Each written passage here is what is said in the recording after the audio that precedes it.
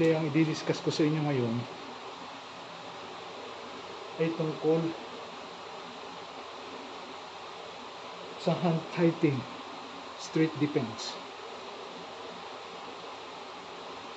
On the street, you have to punch hard.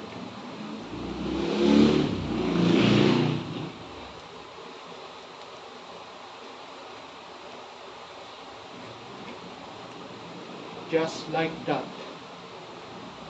Because in the street, your opponents will not take light on you. They will diminish you in just 1, 2, 3, 4, 5 punch. And most of it, the fighting, anything goes, basically. Meaning, kahit saan, kahit papaano, kapag nadali ka, wala ka ng laban kapag naunahan ka ng iyong kalaban. So, in order to win a fight, you must fight uglier. You must fight dirtier.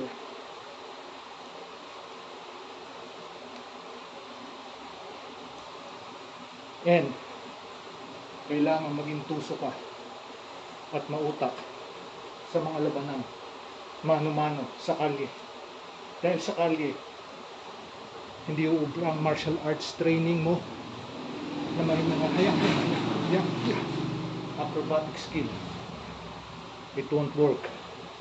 Kahit black belt ka pa na may 1 up to 10 degrees, hindi ito gagana sa totoong laban sa kalye.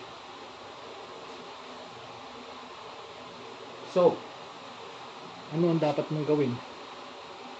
Dapat maging mautak ka, malakas ang dibdib, palaban, whatever it takes just to win a fight.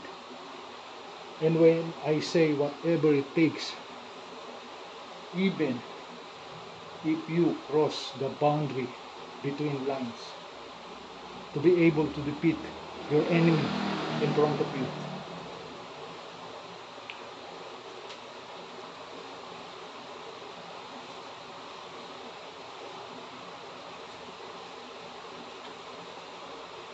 Ang labanan sa kalye, walang martial arts, mano-mano, bara-bara, kung saan ang gagaling ang suntok, sipa, adyak. Most of it, ang ginagamit, frontal kick. Yan. Kapag yan na hindi mo na-anticipate, kahit black belter ka pa, kung fu practitioner, or Wing Chun,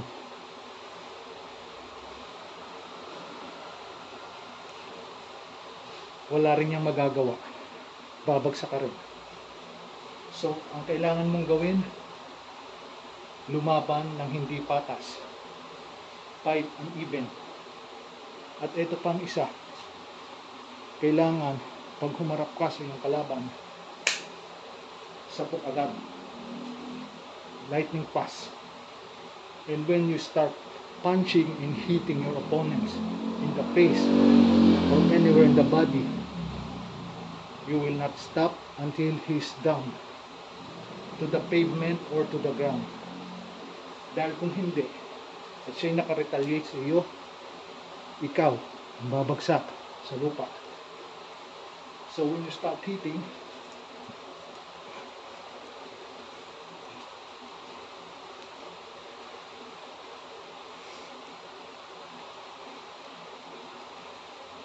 dire-diretso yan.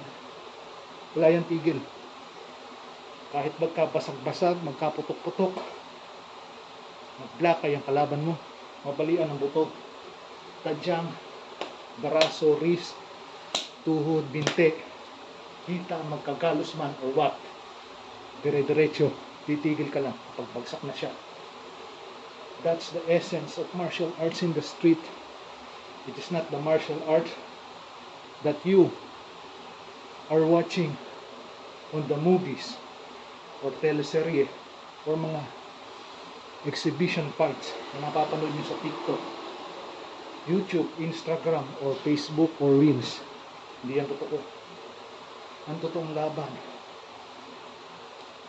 kahit saan nanggagaling ang suntok, siko, tuhod, sipa. Kasi yan ang patayan sa labanan sa kalye. Ang opponent mo hindi maaawa sa iyo, kaya wag mo nang kaaawaan. Pag naawa ka sa kanya, ikaw ang babagsak, hindi siya. Tingin mo ba he will pity you? No, he won't. Dahil siya ang gusto niya ay manalo sa laban at mapabagsak ka. So ikaw, ganun din dapat sa kanya. Ito'y tinuturo o sinasabi ko sa kahit kanino, kay babae, lalaki, bakla, bading. Bading, bakla, same lang yun eh. O tomboy, bata o matanda. Kapag nasa panganib ka, use your every means to win a fight in the street. Dahil yan ay biglaan. You cannot tell when ang panganib darating sa iyo physically. So you have to be prepared mentally, emotionally, physically. Kung magte-train ka, train with precision. Wala na yung mga acrobatic katas and anything else in between. Hindi gagana yan. Kung ikaw ay papasok ng stuntman sa isang pelikula, pwede yan. Magagamit mo yan.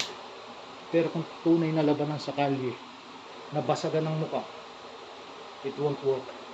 You will only be diminished. Hindi porket mabilis ka sa kata, mabilis kang sumipa, marami kang acrobatic kicks, punch, magagawa mo yan. Tatimingan ka lang ng opponents mo, didikitan ka. At pagsipa mo, nahihawa ka ng paa mo, hila ka. Bagsak ka sa pavement, bali ang spinal cord mo, or worse, pag tumama ang ulo mo, coma, ICU ka. Buti sana kung orthopedic. Paano pag hindi? Or masama din kung baldado ka for life. Problema mo sa sarili mo, problema ng mga mahal mo sa buhay. So don't take for granted sa kapaligiran mo. Dapat ka maging handa. Mas mabuti ng alisto kaysa maingat. Yan ang kasabihan ng matatanda. And when you do it with the proper technique, the proper timing, the ability, lakas ng loob, you can win any street fight on the street. Kasi hindi mo yan inaasahan. Bigla na lang yan dadating sa iyo, ng least expected. So you have to be prepared and ready to fight. Whatever it takes to win. At kung pa-practice ka naman sa bahay, make sure practicein mo yung kata. Palakasin mo ang fist mo, ang kaha mo. Mag-exercise ka. Kumain ka ng masusustansyang pagkain. Umiwas ka sa bisyo at sa mga junk food. Kasi yun ang nakakapagpahina ng katawan. And once mahina ang katawan mo, kahit praktisado ka pa, kahit marunong ka pa at eksperyensado, wala rin mangyayari. Kailangan malakas ang pangangatawan sa oras-oras at balanse. If you can take meditation always, then the better. Susundutan mo pa ng exercise at balanse sa iyong katawan at sa iyong mga kinakain. And be prepared. Once you hit your opponent, hit him on the jaw. Kasi pag ito na-dislocate, wala nang, tapos na ang laban. At kailangan mabilis. Huwag mo nang hintayin pang lumapit sa iyo. Or takutin ka o luro-luroy ka ng opponent. Once you get close to him, pang-pang-pong! Tapos ang laban. At ang tama ng suntok sa mga vital parts, kagaya na sinabi ko, sa panga, sa ilong, sa mata, sa kilay, para magkaroon ng fracture, cuts, dislocated jaw. or sa ear, bleeding, or dito sa temple, ano, para kalog, tuliro ang utak, babagsak na lang yung tuluyan. Kung hindi man mapapaupo, hindi na makakaborn. And when that happen, atras ka na. Kasi bagsak na. Or kung nakapagsunod-sunod ka ng suntok, makabawi pa rin. Basta sa tingin mo, namalmaan mo siya at hindi na makakaborn ka. Run. It's not bad to run. Running is not a sign of being afraid or being coward. Running is to protect you from harm's way. Napapalapit sa iyo. Kaya nga tumatakbo para makaiwas eh. Hindi ka tumakbo para maduwag o katuwagan. Tumatakbo ka para iligtas ang iyong sarili. Kasi kahit magaling ka, mautak ka, mabilis ka, meron pa rin mas mabilis sa iyo diyan sa kapaligiran. So, don't take it lightly for granted and never underestimate your opponent, because your opponents might beat you even though you are experienced in fighting. At tandaan, championship ring match is different from street match. When you're on the ring, when you're fighting on competition, there is a referee, there is a rule. There are certain parts of the body which you cannot hit, otherwise you will be technical. You will lose the fight. The trophy will not be yours. That's the difference in fighting in the street. When you're on the street, no hold bars. Like I said, anything goes. So you have to be prepared to counter no matter what. If you don't diminish your enemy will surely diminish you. So yun lang ang masasabi ko. Ngayon kung susuntok ka, body parts, here, here, here, here, and also the neck. Neck is very lethal. Strike on the face, pound, pound, pound, pound on the neck. Surely your enemy will go down. Basta't maunahan mo at mabilis ka at alam mo ang mga vital parts to where you will strike. Pag sinipa ka, salag. Kung mahawakan, hilahin. Kung nakapantalon. Pag siya'y bumagsak na flat-footed, tumama itong balakang niya, likod niya. Broken bones, broken spiral.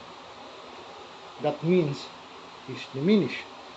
At napakadelikado niyan dahil mapaparalyze ka for life. Alagain ka na. Hindi obra yung sinipa, hinawakan mo, magka-counter ng sipa. Pag nag-counter ng sipa, bitawan mo, salagad mo, pausak din yan. Cannot do anything. May precision ang mga acrobatic kicks and punch na natumbling-tumbling. Sa mga movies lang yan, kasi kinakat yan, ini-edit. That's why you see it like that. Na parang Superman ang dating. Mutant, ang malalakas, parang walang talo. But in reality, you can never do it. Or else, boom, bagsak ka. Yung mga Shaolin monks naman, mga karate practitioner, yung mga yan, decades of practice, hard training, mentally, physically, and emotionally. Pero, hindi pa rin nila pwedeng gamitin yan sa actual na labanan. Dahil hindi mo alam kung sino ang iyong makakarap. Your opponent will not come in you and say, okay, let's fight. Poporma. No. Ang opponent mo will strike when you least expected, harapan man, tagiliran o sa likuran. May hawak man o wala. Dahil ang nasa isip niya, pum, pum, pum, pum, pum, pum, pum. Mapabagsak ka. Kahit sa anumang paraan. At isa sa paraan niya, pagpalo sa ulo. O isang malakas na suntok sa paa. Diyan ka madadali. So dapat lahat yan ating i-considerate when we practice our martial arts form. Ako, wala akong alam. Wala nagturo sa akin. Meron man, konti lang. I develop on my own technique using what I see. Harapan man or hindi. Then kinumbine ko to make my own. Kasi kung ano man ang tinuro sa iyo ng iyong maestro, ng grantuhon mo kung arnis man or whatever, or kung ikaw lumalaban sa octagon, MMA, on the streets, hindi mo mapapakinabangan yan. Bibihira nakakagamit ng mga kata o form sa mga laban sa ring na may referee na nagagamit sa street. Bihira. Pero hindi rin nila nagagamit fully by iba ang laban sa streets. On the streets, you're all on your own, alone. Kaya dapat yan ang ating paghasaing aralin sa araw-araw, lalo na kung babae ka. Dahil ang mga babae sa kapanahonang ito ay malimit mabiktima ng mga kawatan, ng mga drug addicts, ng mga manyak, mga hold up, mga snatch or whatever. So kung babae ka, dapat handa ka. Ang mga otoridad natin hindi laging nandiyan sa kapaligiran para tayo maprotektahan 24 hours. Hindi ganun eh. Kahit sa abroad, hindi rin ganun. There are certain parts sa streets, mga iskinita, city man o parang o province, may mag-aabang na panganib sa iyo. And when that comes, kailangan prepare ka. Lalo na sa mga kababaihan.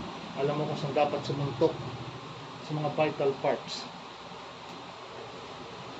ng iyong kaharap. When you do, like I said, continue hitting until he's down on the ground. At sa mga vital points, dahil kung hindi rin lang sa vital points tatama, para ka lang sumuntok din sa hangin. Kung sa mga vital points, 1 to 3 minutes, bagsak na yan, baka malala pa. At kung may hawak ka o may dala ka, use it to win a fight. Yun ang dapat.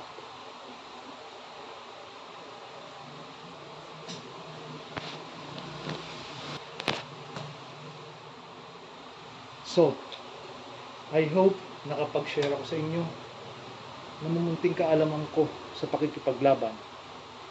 Hindi ako eksperyensadong tao sa mga away sa kalye, pero nakaranas na ako ng mga ganyang away. At yan ay ayaw ko nang maulit sa sarili ko o sa pamilya ko. So, I'm giving only my small knowledge on street fighting. Kung gusto niyo mag-aral talaga, pwede kayong sumangguni sa mga tunay na maestro na may dojo or sa gym kung saan may nagtuturong instructor about martial arts, MMA, etc. etc. Pero kung gusto din nyo namang matuto on your own, you can easily learn by yourself. Basta sundin nyo lang ang instinct nyo, paniwalaan ng sarili ninyo, at perpektuhin kung anumang skills ang inyong matututunan. Bara-bara man yan o inaral, i-combine ninyo kung aral. Bara-bara man, pagbutihin para maging perfect. Yun lang naman ho ang solusyon sa ganyan. So hanggang dito po muna uli at maraming salamat. Please like, share, subscribe to my YouTube channel para gawa pa tayo ng more informative videos and short para sa inyo. Again, lahat ng sinabi ko ay opinion ko lang base sa aking inaral na pansarili and my own perspective and instinct about how it is being on the street. Hindi man ako ganun ka-eksperyensado, at least nagagawa ko yung dapat kong gawin pag kinailangan at pagkakailanganin. So yun lang ho, at maraming salamat sa lahat at sa inyong oras ng panonood. Thank you.